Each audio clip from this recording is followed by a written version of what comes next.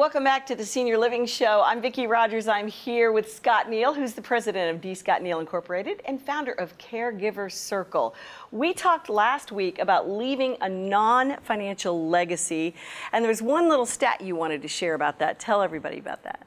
Well, nearly 70% of Americans over age 55 say that they want to be remembered for the memories that they have shared with loved ones. So you should leave a non-financial legacy by doing videos and by audio and even photos and stories about your loved ones. Write it down and record it somehow, right? Right. All right. Yep. Now, let's talk about the dough. What about financial legacies? What's the best way to start? And that's what most people think about when we bring up legacy or inheritance or whatever. It's the stuff that gets left behind. Right. And I say stuff because there's lots of stuff in most cases. But it could be bank accounts, it could be life insurance proceeds, it could be brokerage accounts, it could be the furniture, it could be antiques, it could be all jewelry, anything like that. Anything that has value gets included in the estate. Okay. And so, so estate planning is generally, the financial legacy is generally those kinds of things on a positive front. On a negative front, it would be the debts that you leave behind if you leave any of those behind. Right. And so how are things usually passed down to future generations? Well, about 20% of Americans actually have a will.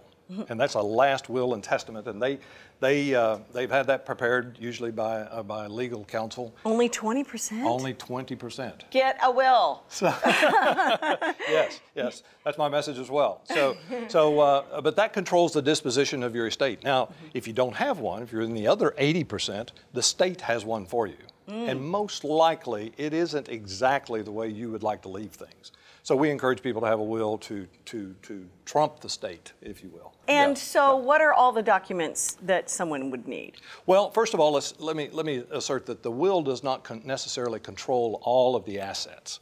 Oh. There are certain assets that have beneficiary designations, like retirement accounts and like life insurance policies, and those things pass outside the will, as do joint assets that are titled joint with rights of survivorship. They pass outside the will. So if you have a joint account, it's probably going to pass to the survivor without ever going through your will. But the things that we need to focus on with respect to the will, the estate plan itself, first of all, is taxes. And taxes have largely gone away. State taxes I'm talking about have largely gone away because the exemption is now $11.4 million per person.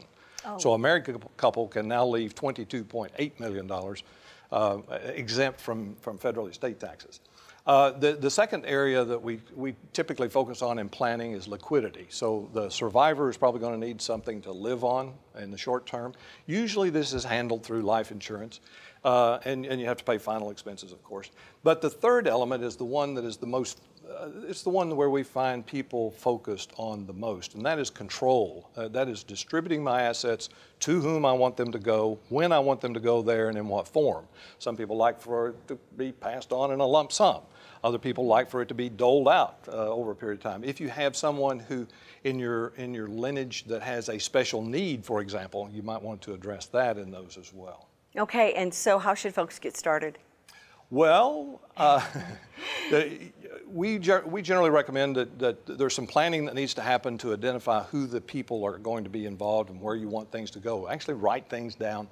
Then its first step is to go see an attorney to get a proper legal documents drafted. Okay, and how can folks find out more information? Oh, come to caregivercircle.com. We talk about things like this. We'll be back in just a few minutes.